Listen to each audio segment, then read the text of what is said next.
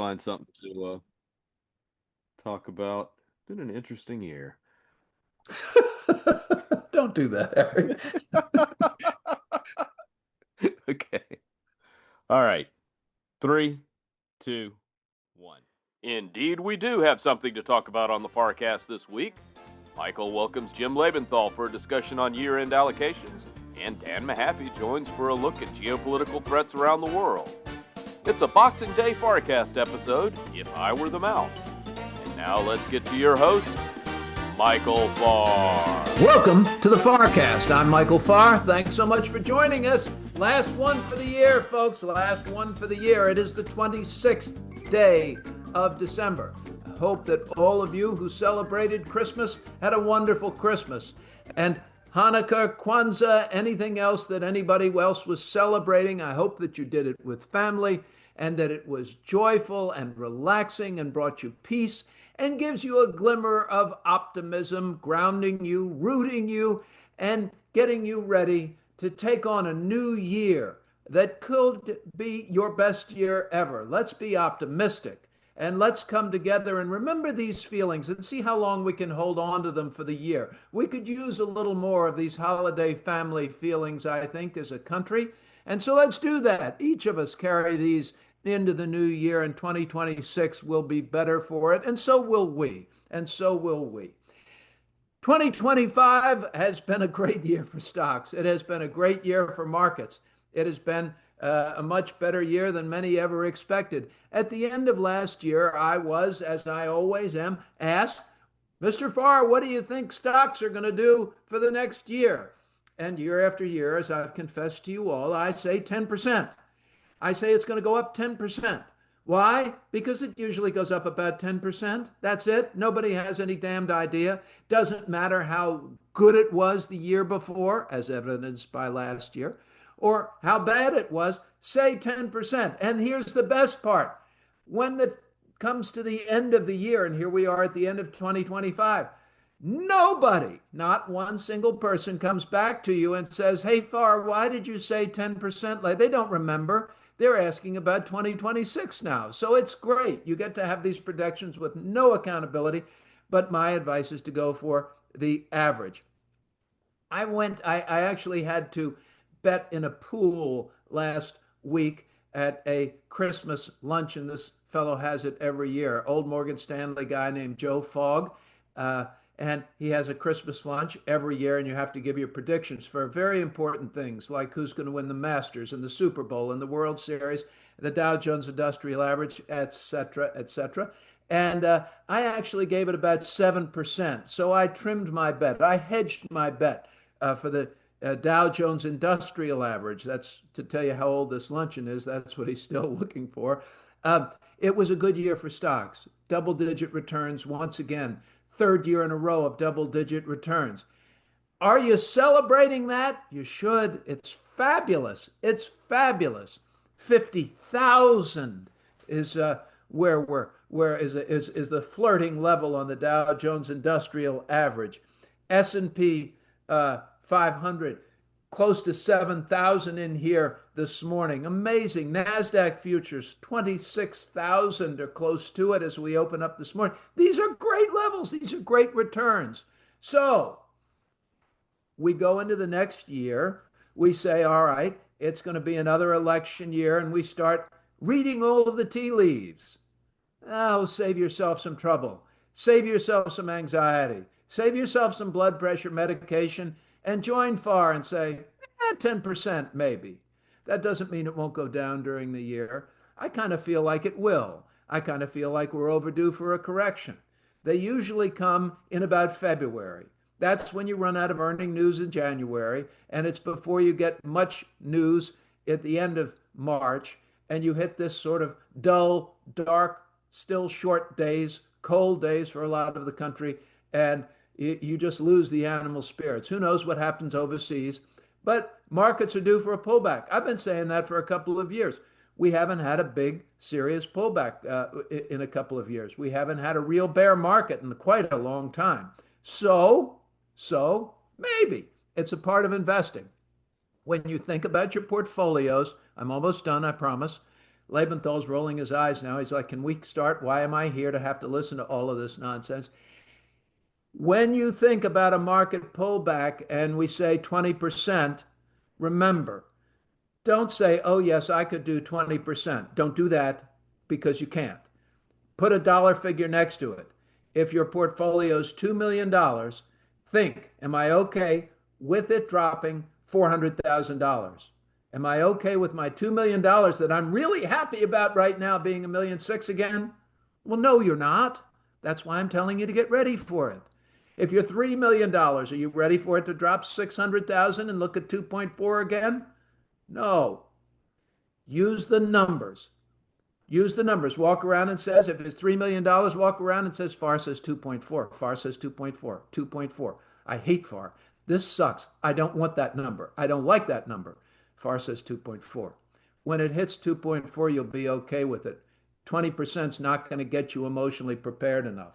So, lots in front of us. Jay Powell, we will be with you. We will be writing from my new perch. My last days, I have 5 days left at Hightower and Farr Miller in Washington. Great to a new next chapter, and I'll be here right with you. I'll be here right with you. Joining me now, my great friend Jim Lebenthal, season 9 here of the FarrCast. Jim, season 9, as our end of year message. You've heard mine. I'd love to hear yours. I will give it to you. I have to admit, it feels like it was just a week ago that I was giving the end of year 2024 report with you. Right?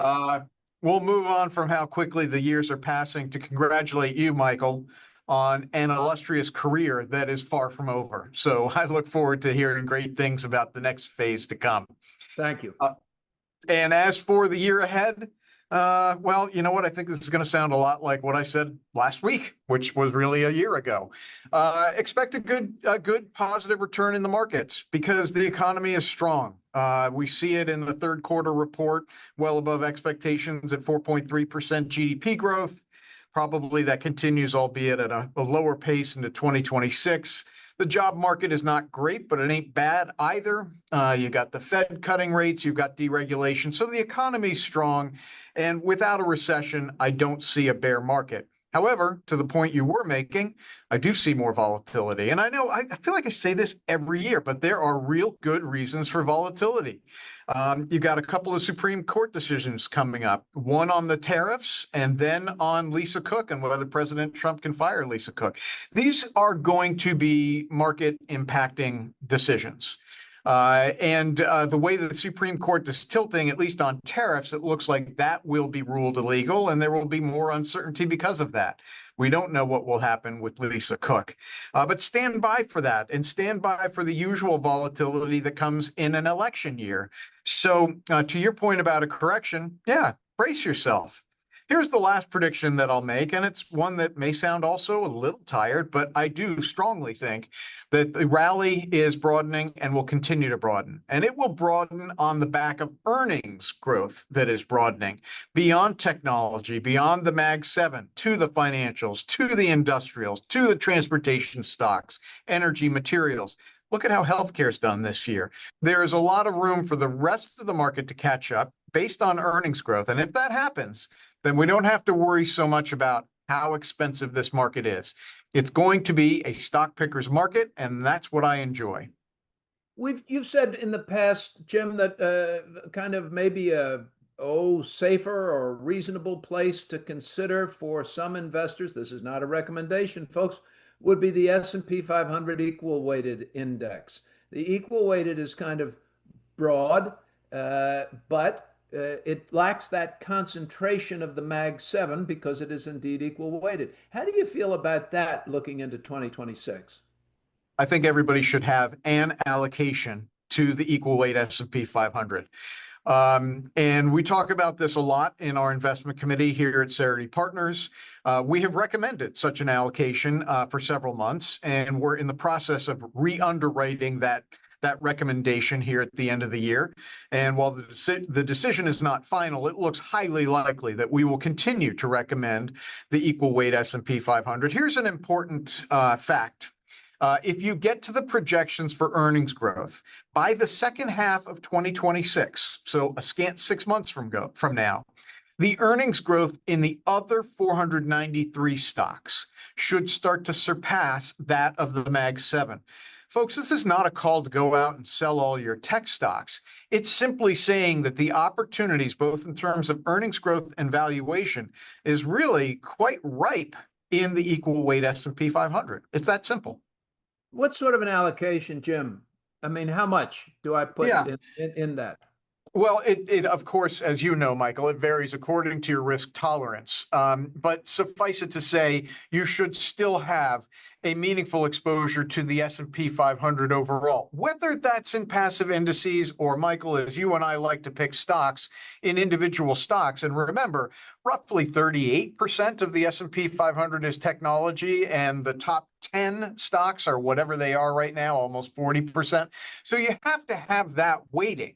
But around the edges, anywhere from 2 to 8 percentage points of your portfolio in the RSP is a reasonable allocation to have. Again, that range, 2 to 8%, depends on your overall risk tolerance, your overall exposure to the stock market. So it's a diversified portfolio. It's making sure that you're not concentrating your bets, that basically you're saying, and this is something I've said, when I started the investment advisor business of Farr Miller in Washington 30 years ago, as a business model, people wanted to ask me about the business model. And I said, well, I've got to do three things. I've got to have a good product that participates in a market that returns 7.5% a year. Those were the old numbers, 7.5% a year. And I have to have a reasonable product, investment product. Two, I've got to sell the hell out of it. Three, I've got to service the hell out of it. And that's it. That's the formula for a good investment advisory business, because the market will lift your assets and you get a raise of about 7.5%, whatever the market delivers, and compounds every year. If I can do that for 30 years, I should have one hell of a business. If you can do that as an individual investor and let your portfolio compound, I don't care whether it's 7.5. Let me tell you, I would sign off on 7.5% for the rest of my life if you let me do that right now. Done. Done, signed off, signed, guaranteed. I'll take it. If I don't need to get greedy and get 10% or 11 or 12%. There are years that do that. This year's done a good deal more than that. But those returns are what will create and continue to grow and compound wealth. Your wealth, your clients' wealth. So if we do this in a disciplined way and we don't get shaken out emotionally, you're going to do just fine. And I promise, 30 years later, it was a really good decision. Jim, what sort of final advice would you have for all of our listeners as we go into 2026? God help us, 2026. Here we go. Well, I want to key in on one phrase you just used, which is don't get shaken out emotionally. There is a lot going on in the world, and every day when we turn on our computers or our phones and we look at the news feed, we shake our heads and our jaws drop at just all of the crap that's going on in the world. Don't let that affect what Michael just said about staying in it for the long run. Michael, you and I say this all the time, but it gets truer and truer every time we say it. Buy high quality stocks. If you want to be more diverse, as I've just suggested in the equal weight S&P 500, there are plenty of high quality stocks in financials, industrials, energy, etc. But stick with them. Don't get shaken out emotionally, because when the market corrects, it always feels like it's going to be something worse than a correction. So go back to the first principles, which is that this is a very strong economy right now. It's hard to see a recession coming in the next 12 months. And absent a recession, a correction should be nothing worse than a correction. So buckle your seatbelts and enjoy that 7.5% return that, after Michael's wonderful guidance of your portfolio, is 7.5% on a base that is quite large for his clients, your clients, Michael. Well done. Well, and to you, Jim, thank you. Well done. Well done. That's it for another visit with my friend Jim Lebenthal. Jim, thank you so much for all of these years, all of this stuff. We will be back, and I can't wait to see you and spend more time with you in 2026. Thank you, Jim. Me as well. Thank you, Michael. I look forward to the year ahead with you. Ladies and gentlemen, we're going to be right back with Mahaffee, of course, on the FarrCast. Please stay with us.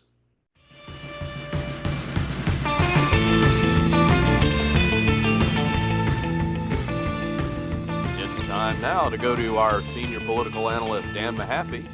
And now here's your host, Michael Farr.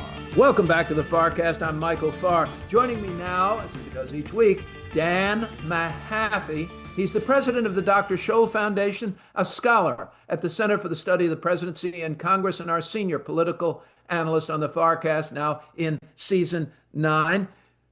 Good morning, Dan. Welcome back. Merry Christmas. Happy New Year. Good morning. Merry Christmas. Happy New Year. Happy Boxing Day to any of our British listeners. Boxing Day, and we do have British listeners, and thank you all for listening in the UK, and thank you for your notes from the UK. We really do appreciate those very, very much.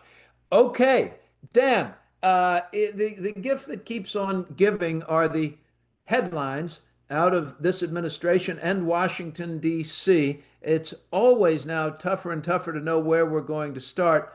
Zelensky says he's got a meeting with President Trump on Sunday, citing progress in the peace plan, reports the Washington Post. Also, the U.S. has hit ISIS in Nigeria.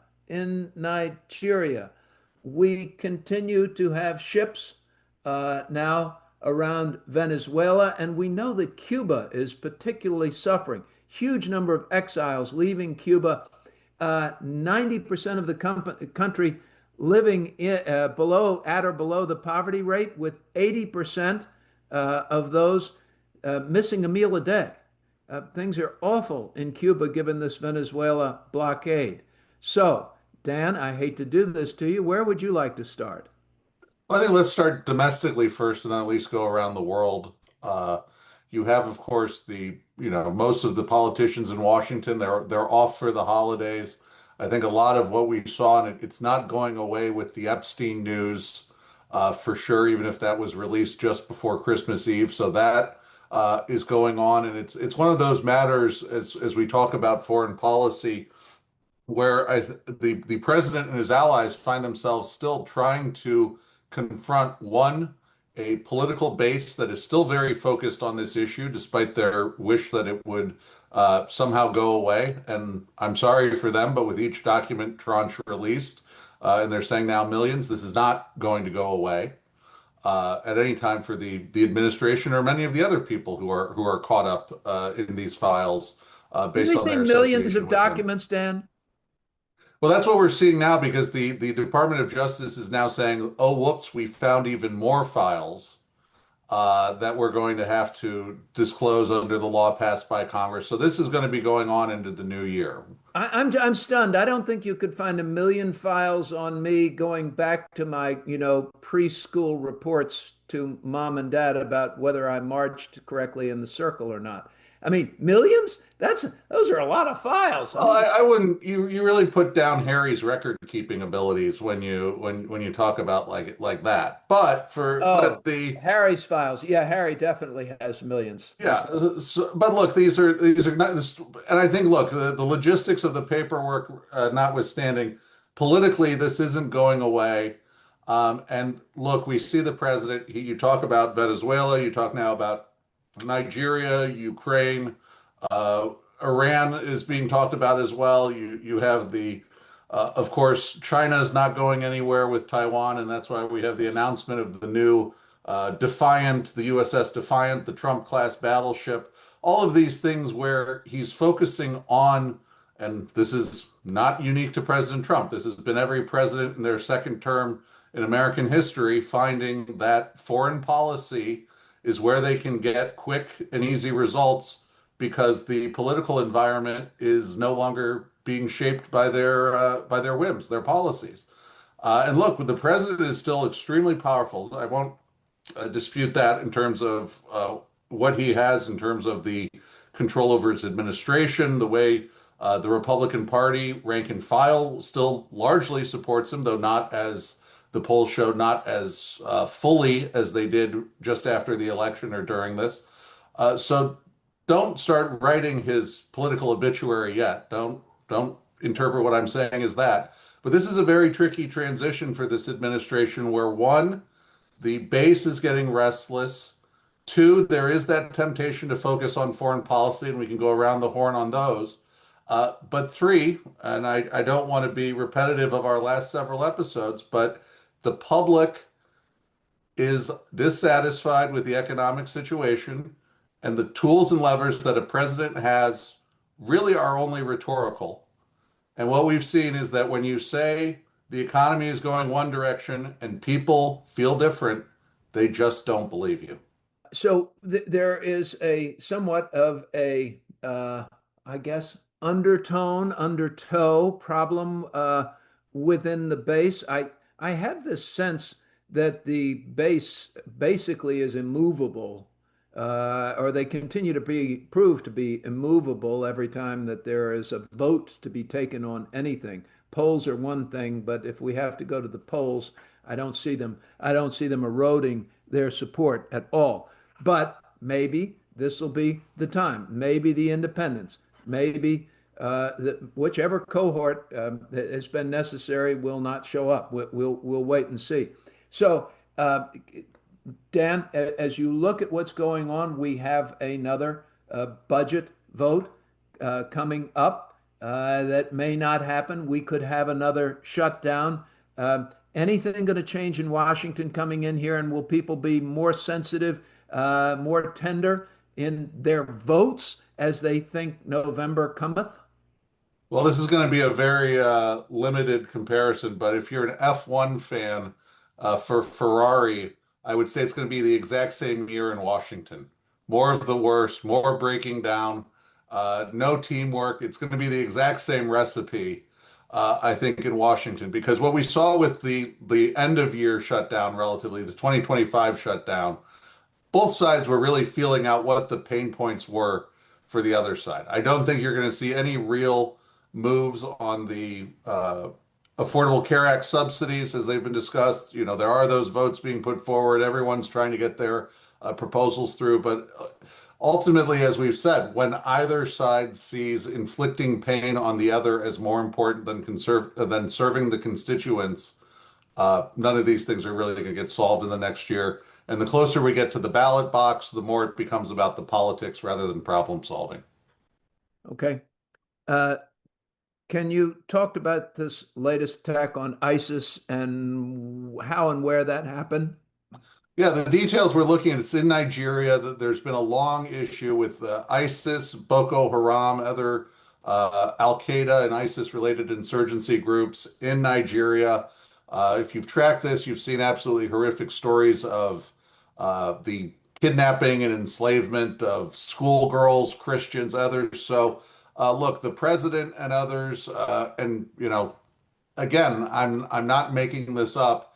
And the singer Nicki Minaj, who knows of people in the Nigerian community and the importance of this, they've raised to the president the issue that Christians are being persecuted, that the Islamist forces are on the rise in Africa, things like that.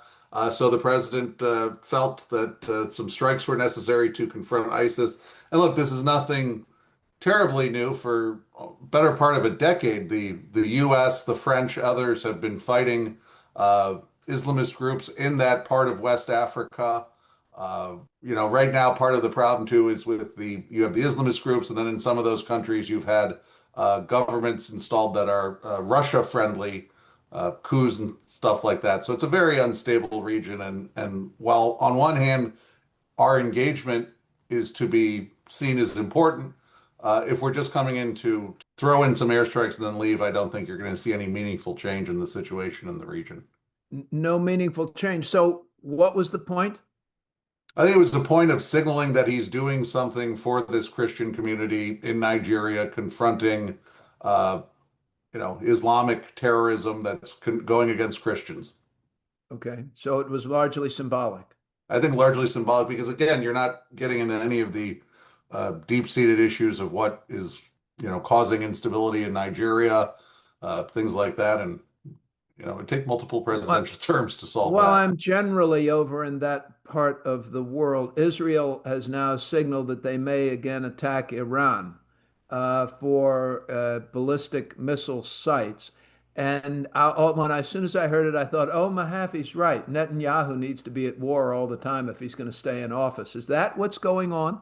A little bit of that, and also that as impressive as the first round of airstrikes were, they weren't fully complete.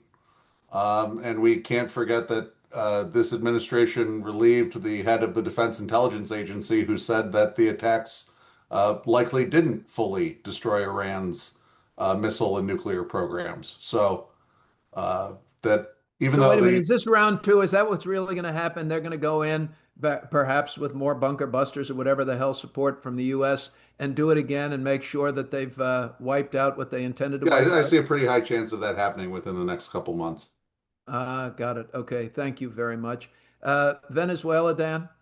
Venezuela, look, it's they can't commit to a full-on ground invasion because we don't have the resources, and I don't think the public or political will is for there. So what we see now is a rather limited but thorough quarantine blockade, whatever you want to call it, of Venezuela and its sanctioned oil fleet. And look, don't get me wrong. I'm not weeping for the Venezuelan regime. I'm not weeping for the Cuban regime. I'm not weeping for these fleets of shadow tankers that come, and deliver oil for Iran, Russia, Venezuela, all these other bad guys.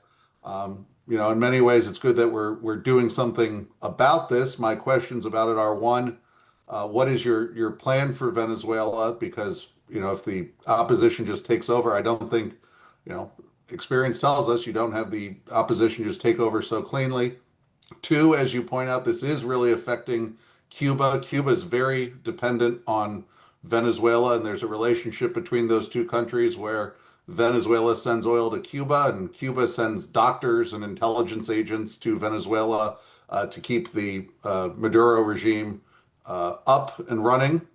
And therefore, if Cuba does go down, if Venezuela faces pressure, again, what's the plan for that? I get, and again, as I said, no love for these regimes, but if they do collapse, uh, and you're worried about migrants coming to American borders, the collapse of Venezuela and Cuba are going to mean a lot of people fleeing to get out. We've already seen a lot. I think anyone who could flee Cuba or Venezuela has left, but you're going to see even more if both of those go down. And then finally, my question about the execution of this blockade again, because there's no declaration of war.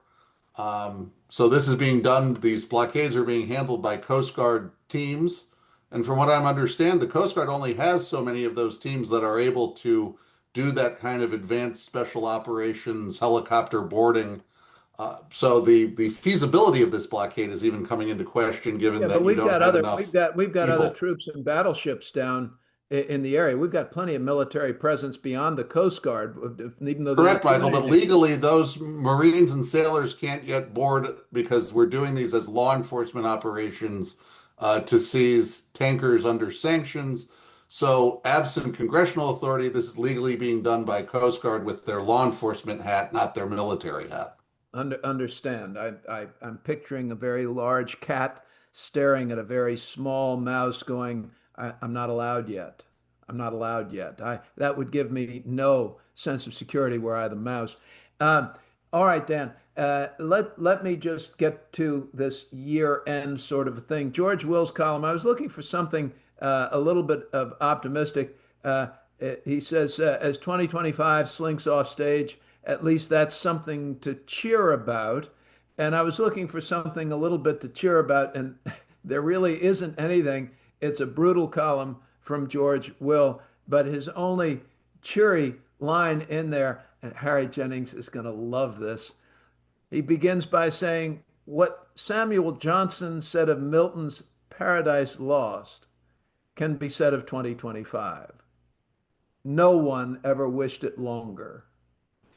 And if you've ever read Milton's Paradise Lost, you you absolutely agree. Milton's Paradise Lost, I read at Sewanee and studied Paradise Lost, Paradise Found. And then Will says, as this year slinks off stage, let's remember some memorable moments. Well, okay. It slinks off stage. I'm not sure everybody thinks it's slinking off stage. Certainly, the markets aren't slinking off stage. Markets have had a great year. Uh, Dan, 2026, we know what we've just been through, sort of, uh, still a bit scarred from what we've all felt politically and around the world, around the globe, geopolitically in 2025. Is 2026 going to be more the same? Is there anything you're looking forward to that's giving you a bit of hope and optimism? I'm praying you can find a little more hope and optimism than George Will did. Yeah. I think my hope and optimism are the increasing number, by hook or crook, and once they get out on the campaign trail, politicians of all stripes are going to have to find ways to speak about our politics uh, in the sense of a post-Trump discussion, and not for or against him, but our politics for largely now a decade since he went down that escalator in Manhattan have been framed about whether you are for or against this gentleman. And frankly, it really oversimplifies how our country works and how our systems work, to have that much of our debate focused on one individual, their preferences, their politics, and the absence of a true policy making process. It's continued to decline under multiple administrations because we're being drawn into politics of personality and influence and other things. And I feel my hope is that we're reaching the tipping point of understanding that this is not how we're getting anything done. It's not making our communities safer, stronger. It's not making things more affordable. It's not leaving future generations with a stronger and safer country fiscally, militarily, economically. And that therefore our politicians are going to have to figure out answers for things besides just whether or not I'm with this guy and what he's doing. This midterm may be even worse in some sense because it'll be the last one on the stage. But I think as you see with the politicians, though, how they're positioning themselves for a future, and a public, I think, as you look at the polls, that is just tired of the day to day and once results, because as again when we're stuck between political extremes in both parties, so many folks tune out of their political system, tune out of their civic engagement, and the country gets weaker while pundits, lobbyists, and campaign managers get wealthier. We will do our best to understand it all with you better than we have. And I always do. Whenever I talk to you, I get a better understanding. And that's going to be my point of optimism, I think, for 2026. I'm going back to University of Delaware, Dan, and they've notified me, and I'm very grateful for this. Each year at the University of Delaware's economic forecast, and I've had the privilege of speaking with any number of different Federal Reserve, Fed governors, and presidents with this forecast. And each year they give the James B. O'Neill Award, annual award, for economic education and entrepreneurship. And I got notice, and I'm very touched, that I am the 2026 winner of the awardee of the James B. O'Neill Award for Economic Education and Entrepreneurship. That is a great honor from the University of Delaware, and I am very, very humbled and delighted at the same time. And Very very grateful. deserving. Well, I'm grateful to them very much, but I will be at the University of Delaware to make that presentation again in February, Harry. I believe it's February. And I'll be there and look forward to seeing everybody there at the University of Delaware. My friend, Professor Carlos Acerta, is just an outstanding educator, and it's always fun to visit from him and learn from him as well. Dan, will you come back next year? Gladly. That's wonderful. Thank you so much, Dan Mahaffee. Ladies and gentlemen, that's it for another FarrCast, another year in the books. Lots of changes in 2026. We wish you peace and prosperity and joy and growth, and that the world continues to be a wonderful place, certainly because you're in it.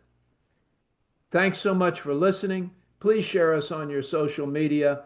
And on behalf of Harry Jennings, everybody at Hightower and Farr Miller and Washington, Signing off for the year.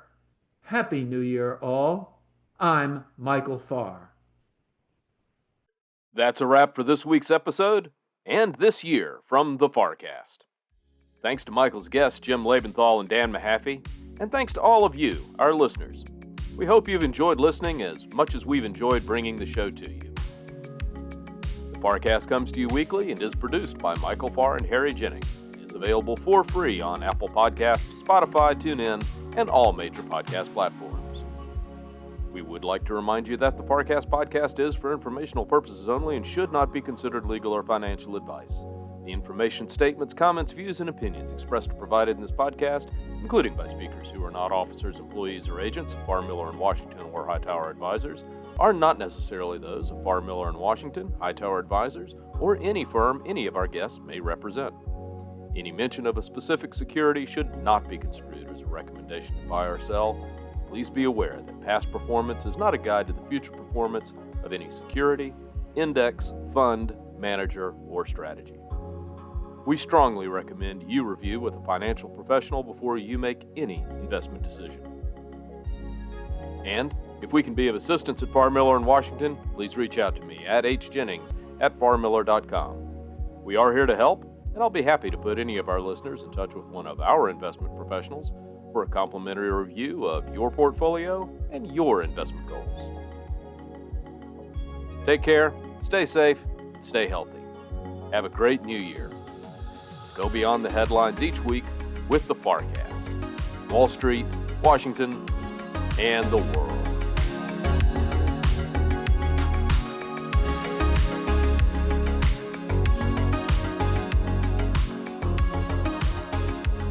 Farr Miller & Washington is a group comprised of investment professionals registered with Hightower Advisors, LLC, and SEC-registered investment advisor. Some investment professionals may also be registered with Hightower Securities, LLC, member FINRA, and SIPC. Advisory services are offered through Hightower Advisors. Securities are offered through Hightower Securities. All information referenced herein is from sources believed to be reliable. Farr Miller & Washington and Hightower Advisors, LLC have not independently verified the accuracy or completeness of the information contained in this podcast. Farr Miller & Washington and Hightower Advisors, LLC, nor any of its affiliates make no representations or warranties, expressed or implied, as to the accuracy or completeness of the information or for statements of errors or omissions, or results obtained from the use of this information. Farr Miller & Washington and Hightower Advisors or any of its affiliates assume no liability for any action made or taken in reliance on or relating in any way to the information. This podcast and the materials contained herein were created for informational purposes only. The opinions expressed are solely those of the authors and do not represent those of Hightower Advisors, LLC or any of its affiliates. Farr Miller & Washington and Hightower Advisors, LLC and any of its affiliates do not provide tax or legal advice. This material was not intended or written to be used or presented to any entity as tax or legal advice. Clients are urged to consult their tax and/or legal advisor for related questions.